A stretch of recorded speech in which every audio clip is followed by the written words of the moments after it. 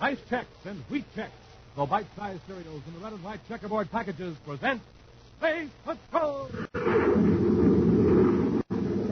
High adventure in the wild, vast reaches of space. Missions of daring in the name of interplanetary justice. Travel into the future with Buzz Corey, Commander-in-Chief of the Space Patrol! In today's transcribed adventure, Buzz and Happy have just made an amazing discovery in an unexplored region of the planet Earth and are now descending a mountain with their spaceship carrying a metal chest. I'd like to open this chest right now, Commander. Maybe it'd explain the whole mystery. Look, we'll probably have to use an atomic torch. I just think if it hadn't been for that earthquake, the secret would have never been discovered. Just that. It's going to be tricky getting around this overhang. If we drop this box, it'll go shooting down the mountain like... Hey, Commander, what's that? I don't know. Some of these tropical birds make some weird noises. Pat, look above us. The rock's giving way. Oh, the rocket is another quake. We've got to get away from here fast. The whole top of the mountain's coming down on us.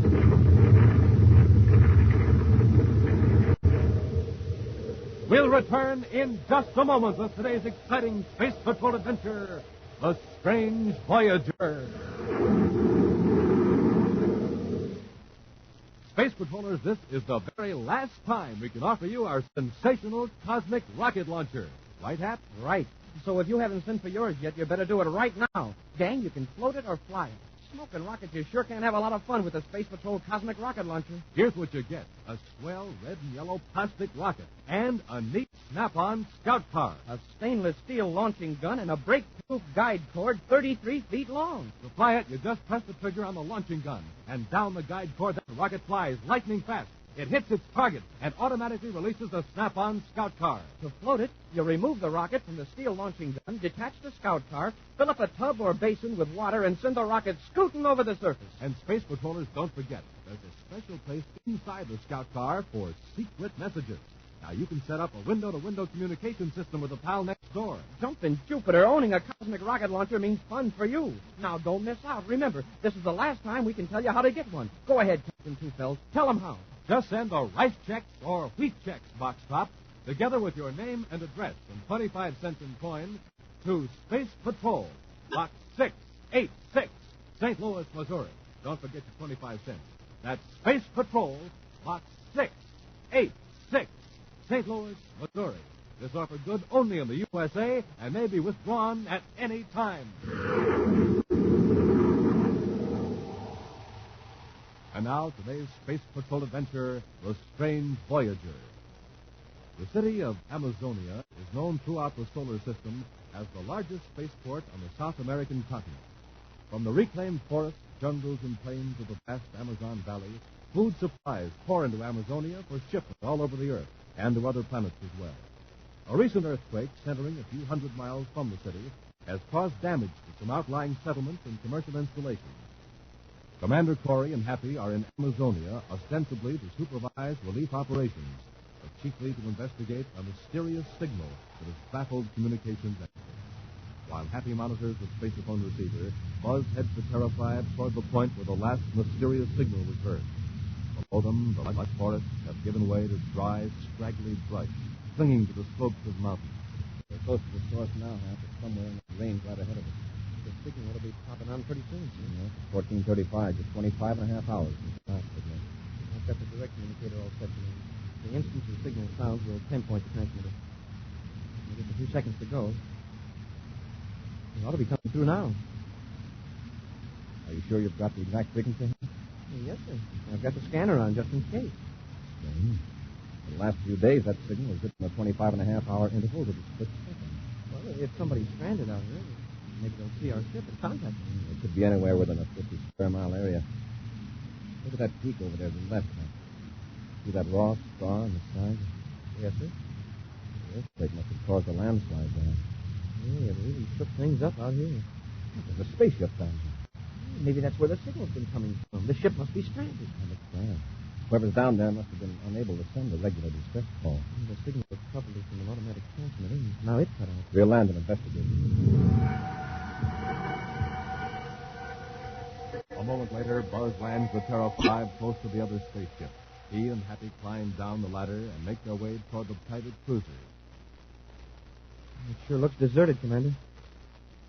Well, this is an awful thought, but And whoever was in that ship might have been trapped by the landslide. I don't think so. If the ship had been here when the slide occurred, it would have been partly buried. The cruiser landed later. Yeah, you're right. We'll go aboard and look around. There's someone up on the mountainside. Yeah, and he's coming toward us. Ahoy there! Commander, do you see who that is? Yes, it's your talkative friend, Herbert Harrison, the fellow who works for Universal Biological. Yeah, the guy who got on my ear back at the communications center. Of all the people to run into clear out here. He's pretty excited. Look at him bound down that mountain. He'll break his fool neck if he isn't careful. Commander. Oh, I couldn't be happier to see anyone. This is amazing. How did you happen to come here? We were on a routine search and saw your ship. Thorne and I were looking for biologicals. Thorne is my pilot. We were landed here to get some soil samples, and we came across this thing up there. Now, calm down, Harrison. What thing? Oh, wait till you see it. It's in sort of a cave. Thorne's out there now. What's up there? Oh, you won't believe it till you see it. Come on. Oh, well, can't you tell us what it is, Mr. Harrison? All I'm going to say is prepare yourself for the shock of your life. But here we are, Thorne. Gives me the fidgets. Oh, Commander Corey, this is Matt Thorne. Matt, this is Kidatapi. How do you do? Now, what's this mystery? Right there, just inside the cave.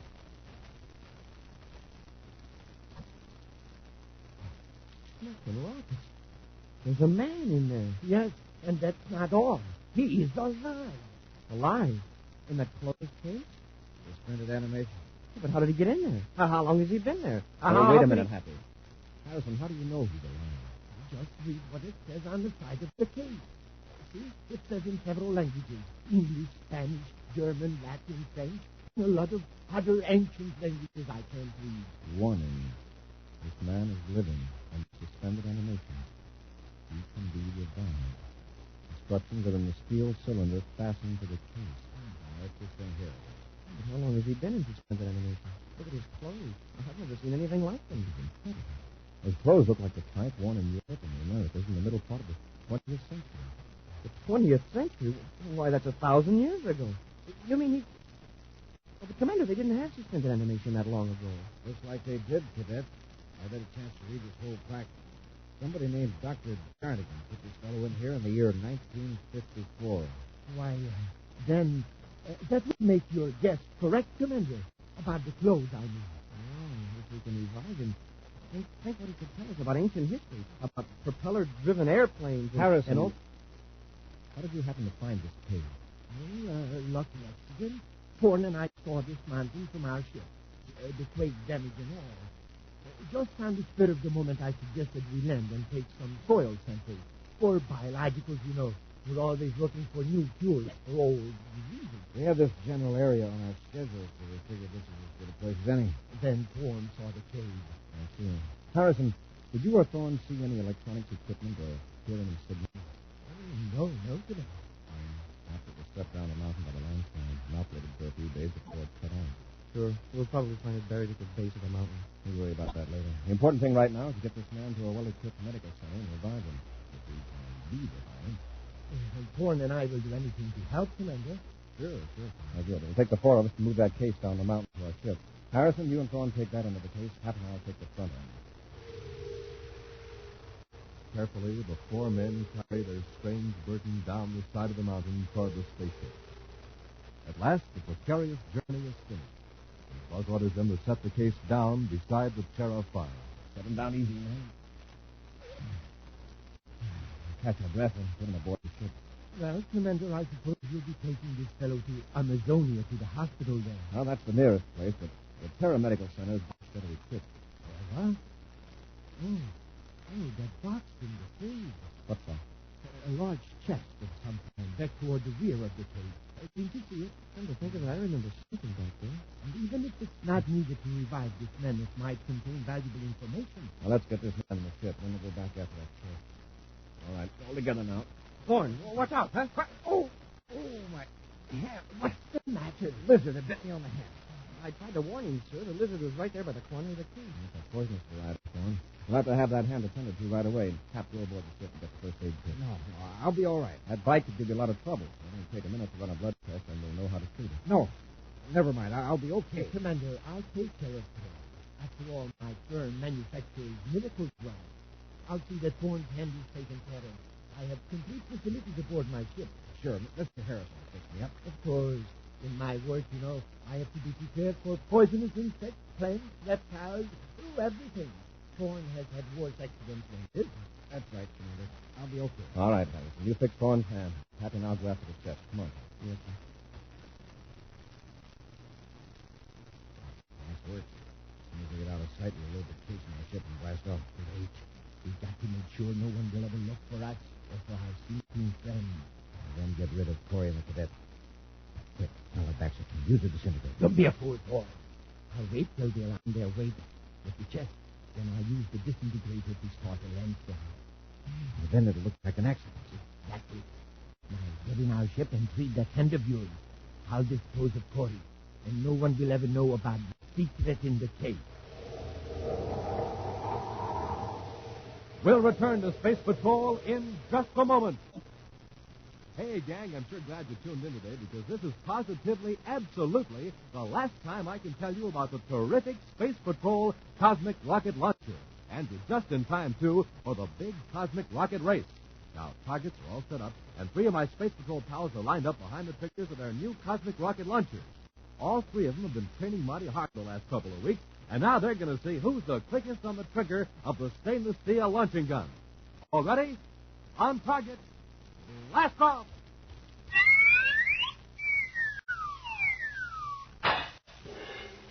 Wow, Space Patrollers, you should have seen it. 3 rockets traveling down 3 guide cords, hit the target, and wham, automatically released the scout cars. And was it a close race? Say, here comes the winner. Let's ask him how he got so fast on that launcher trigger. Practice, Captain. He felt over and over. You know, the rocket and snap-on scout car are breakthrough plastic. You can shoot the rockets as often as you like. And the nylon launching cord, that's breakthrough, too. As for real trigger action, there's plenty of it. Packed right into that steel launching gun. Yes, you bet there is. And Space Patrollers, you're in for plenty of action, too, when you get a cosmic rocket launcher of your very own. But you better hurry, because this is the very last time I can tell you how to get one. Yep, the last time on Space Patrol for the cosmic rocket launcher. So right away, today, send a rice check or wheat check, box top, together with your name and address, and 25 cents in coin, to Space Patrol, Box 686, St. Louis, Missouri. Don't forget your 25 cents. That's Space Patrol, Box 686, St. Louis, Missouri, and hurry! And now back to our Space Patrol adventure, The Strange Voyager. An earthquake in the interior of the South American continent on the planet Earth has uncovered a secret cave. In the cave, Buzz and Happy have found a transparent plastic case containing a man who, according to an inscription, has been in suspended animation for 10 centuries. With the help of Herbert Harrison and Nat Thorne, who claim to be employees of a firm specializing in biologicals, Buzz and Happy carry the case down the mountain to their spaceship. Then the 2 space patrollers return to the cave to retrieve a metal chest. Right now, Buzz and Happy are working their way down the mountain with a heavy box, unaware that Harrison plans to cause a landslide with the disintegrator. Watch your step. It's going to be tricky getting around this overhang. Yeah, if we drop this box, it'll go bouncing down the mountain. Commander, what's that? I don't know. Some of these tropical birds make some weird noises, but... Pat, Commander, look up above us. The rock's giving way. That's a rock. It's another quake. The whole top of the mountain's coming down, and press back against this overhang. What if the rock doesn't hold? It's our only chance. Hold tight.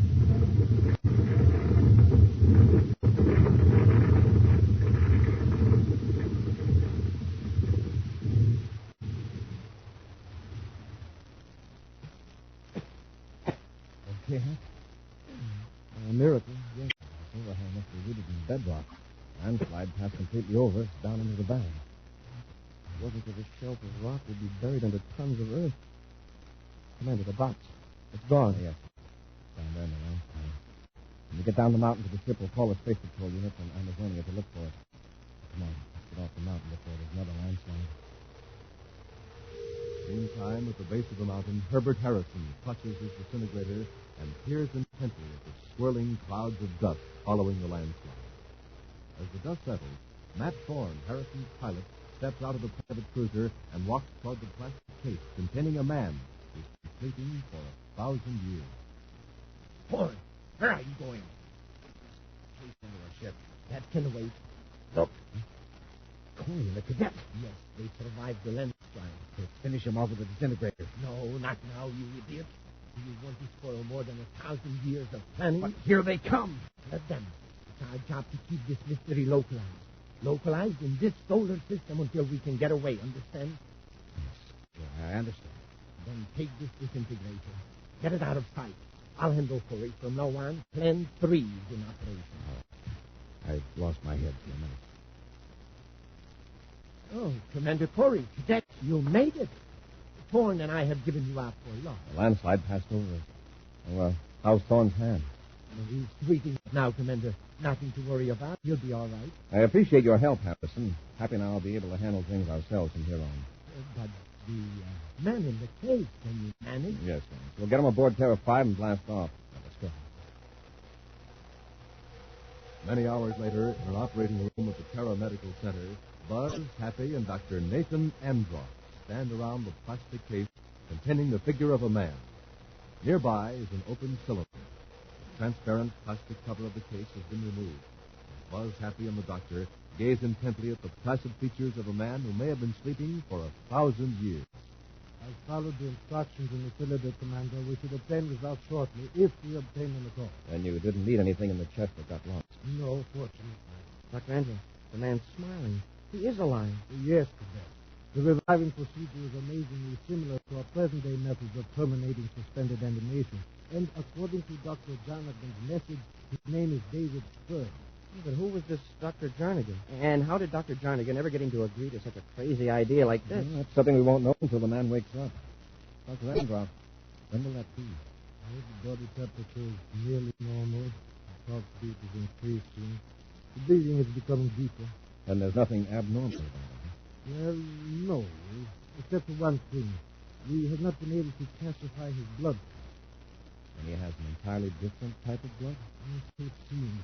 Of course, the obvious explanation is that his blood was radically changed by the process that put him to sleep for 1,000 years. Oh, sure. Hey, he's coming to. His eyes are open. Could be a terrific shock. Can you hear me? Can you hear me? I hear you. You are not Dr. Jonathan. You're in a hospital. You're carrying out Dr. Jonathan's instructions. Everything's all right. Sure. I know. What's the date? When did you fall asleep? I went to sleep in 1954. What year is it now? We'll have a nice chat. Okay. Take it to me easy. What century? 30. I do feel sort of drowsy. I guess if you sleep in 1,000 years, it gets to your body. Nothing else. He's asleep again. Amazing. I took it as calmly as if he'd only awakened from one night's sleep. Maybe a reaction later. When he wakes up again, Dr. Andross, call me. I'll be in the superintendent's office. In the secluded office in the administration section of the Terra Medical Center, Happy excitedly jots down questions to ask David Stern, the man who actually lived on Earth in the 20th century. Commander Corey, however, seems gravely troubled. Something worrying you, Commander? Something about this Stern case that doesn't ring true. Dr. Jarnigan, for example. He made a discovery nearly 1,000 years ahead of his time. Yet none of our research experts could find any mention of a Dr. Jarnigan in an old 20th century medical record. You kept all of his work a secret. Impossible. Another thing. What happened to that space acquaintance? How did it happen that Harrison and Thorne were there before us? Oh, they were looking for biologicals. So they claim. But I checked in those two men. Universal Biologicals has no one named Herbert Harrison or Matt Thorne working for them. What? Then what's Harrison's game, anyway? I don't know. Yeah. But Harrison and Thorne aren't in South America hunting biologicals. They're right here in Terra. And you think they were in Amazonia for the same reason we were, to find the source of that signal? I think they found the transmitter and destroyed it. What? Commander, Something terrible. Yes, Dr. Enroth, what is it? Its neighbor's pearl, yes, disappeared. Disappeared? I thought you locked that room, Doctor. I did lock it, but the lock has been destroyed. There's a big hole in the door where the lock was. I will order the entire hospital searched from top to bottom. All right, Doctor, do that, but I don't think you'll find Stern But here. where could he be? I know 2 men who might be able to answer that question. Come on, Happy. Battle box in the paramedical center. In a small apartment, 2 men carefully go over every inch of the walls and furniture with a small instrument that projects an almost invisible cone of violet light. A third man sits and stares at them, a placid smile on his face. Well, this about does it. We've covered everything with the eradicator beam. All right. Now, Stern, don't touch anything. Stern, do you hear me? Yes, I hear you. Let's get to the spaceport. Oh, sure. What's the matter with you? Don't you realize you're going home, back to Vega, after 1,000 years in the solar system? That's probably what he's been dreaming about. Hey, Stern? No. No, I was dreaming, but not about home. For 1,000 years I've dreamed. And what wonderful dreams. There's nothing anywhere in any galaxy as beautiful as those dreams. We've got a job to do. When we get to Mars, we'll get aboard our star drive ship and head for Vega with all the information Thorne and I have gathered. The United Planets won't know they're in danger until our task force hits them. Look at that. Get Stern into the next room. Go on, Stern. No one must see you here. All right? I'll tell you about my dream later. Now, whoever it is, I'll do the talking. Yes? Well, it's Commander Corey. This is the travel. I figured it would be. You finished your search for biologicals very quickly, didn't you? I was called back from the firm. I'd like to talk to you. Mind if I come in? Come right in, both of you. Thanks. Come on, Happy. Yes, sir. Sit down, gentlemen. Yeah, make yourselves at home. How's your hand, Thorne? Oh, just fine. And that's it. I'd like to take a look at it. Completely healed. Remarkable. I told you we were well equipped to handle field emergencies. I see. Well, Harrison, I thought you might like to know about the suspended animation case. Oh, the man in the cave. I was going to ask about him. How is he? He disappeared from the hospital. Before I came here, I thought you might help us find him. Why, I'd like to help if I can, but searching for missing persons is a little out of my line. What is your line, Harrison? I told you, biological. I'm field survey agent for University. Never heard of you or of Thorne. There must be some mistake. I've been with them for years. What's in the next room? It's just a bedroom, Commander. And if I have a look? Come on, Happy. Stay right where you are, both of you. Get your hands up. Better do as Thorne says. Your solar system blood guns are crude, but quite effective. And David Stern is here. Yes, but he won't be for long. Thorne and I are taking him home after we dispose of you. And just where is home? Some other solar system, I suppose. You are right, Commander. Stern, Thorne, and I are from the constellation you call Lyra. To be exact, from the planetary system of the star Vega. Not a lot. From another star system. Yes, Skipper. If you hadn't escaped the landslide, Thorne and I could have taken Stern away, and no one would have ever known that spies from another solar system had been among you. Well, then Stern hasn't been in suspended animation for 1,000 years. Oh, yes, he has. But there never was a Dr. Jarnigan. Stern arrived on your planet Earth before your era of space travel. He lived among you, learned your ways, your weapons. So your people could attack us, is that it? Yes. In 1954, he was ready to return to Vega. But this star drive wouldn't function. So he destroyed the ship and concealed himself in that mountain under suspended animation. Why all this hocus-pocus about Dr. Jarnigan and hiding the instructions in the cylinder? In case Stern was ever found, we wanted no one to suspect he came from another solar system. What about the spacephone signal? Is that what brought you here from Vega? No. Thorne and I have been here for about 2 years. The earthquake in South America opened Stern's hiding place. Harris and I were on Mars at the time. We picked it up and came here to get Stern. Then you destroyed the transmitter. No, it was destroyed automatically when we were within a few yards of it. That was part of the original plan. There must be nothing to suggest that David Stern was not of the solar system. The transmitter, because of its unique design and strange materials, would have given away our secret. And Happy and I are the only people in this system that know about the coming attack from Vega. That is correct. In a moment, both of you will disappear. be disintegrated. Then when Stern and Thorne and I arrive at Vega with our data, our task force will blast off to transfer you. When do they expect you? They don't. Thorne and I are one of 100,000 units, scattered all over this galaxy. We are regarded as lost until we return. Let's finish them off and get going. All right, Thorne. I'll get the disintegrator. In the room. Keep them covered, Thorne. I'll be right back. Pat, get Harrison. I'll handle Thorne. Yes, sir. Drop that blaster, Thorne. Stern, get the disintegrator. Stern, do you hear me? I'm here, Harrison. Let them have it. I'll take care of everything, Harrison. Break loose, Thorne. Break loose so Stern can use the disintegrator. No. Hurry, Stern. Let them have it. Sure. Everybody, stay right where you are.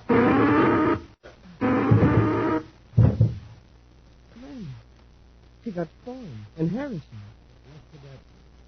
This isn't a disintegrator. As you see, my friends are lying on the floor, asleep. Please don't try to attack me, or I'll be forced to use this on you. Hold it, Stern, what's that weapon you've got there? Weapon? It's not a weapon. It's a blessing. If you only knew its effect, you'd beg me to use it on you. It knocked out your pals, Harrison and Thorne. They're asleep. Asleep the way you found me in the cave. Why'd you turn it on them instead of us? Because they're my friends. I want them to know the bliss of wonderful dreams. Everlasting dreams of beauty and peace. The dreams I enjoyed for 1,000 years. And you don't want them to go back to Vega. No. My people would only return here and bring war and pain and sorrow. The solar system is safe from invasion. Pat, take that suit and let his hand and be careful. Yes, sir. In just a moment, a preview of next week's exciting Space Patrol adventure brought to you by Nestle's Quick for the greatest tasting chocolate milk and those famous Nestle's chocolate bars. Last call! Last call! Space Patrollers, this is absolutely the final time we'll ever be able to offer you the great cosmic rocket launcher. You've got to act fast. Now remember, included in this terrific offer are the break-proof plastic rocket, the stainless steel firing gun, the 33 feet of tough nylon cord, and the plastic scout car, which is launched automatically in midair. Yes, you get all of them, and here's what you do. Ask Mom to get the big brown and yellow can of Nestle's Quick, the product that makes the richest, most delicious chocolate milk in the universe. Then you send the special premium panel from the label or the lid from the can of Quick, together with your name and address and 25 cents in coins, to Space Patrol, Box 686, St. Louis, Missouri. That's Space Patrol, Box 686, St. Louis, Missouri. And do it right away, because this is the last call. Last call. And now, a preview of next week's exciting Space Patrol adventure. Buzz and Happy are locked in an airtight chamber on Neptune's third moon by a criminal trying to force them to reveal Space Patrol's secrets. Rorschach must be crazy. Just locking us up in here isn't going to make us talk. Listen. Hear that? Yes, sir. Sounds like some sort of a pump. You notice anything about the air in here? Now that you mention it, it's sort of hard to breathe. They're pumping the air out of the chamber. We've only got two choices. Press the alarm button or suffocate. Be sure to join us next week for the thrilling story, The Red Demon of Venus. Space Patrol, created by Mike Moser, starring Ed Cameron as Commander Corey and Lynn Osborne as Cadet Happy, was written by Lou Houston, produced and directed by Larry Robertson, executive producer Mike Dever. Other players were Bela Kovacs, Norman Jolly, and Jan Arban. Dick Tufeld speaking.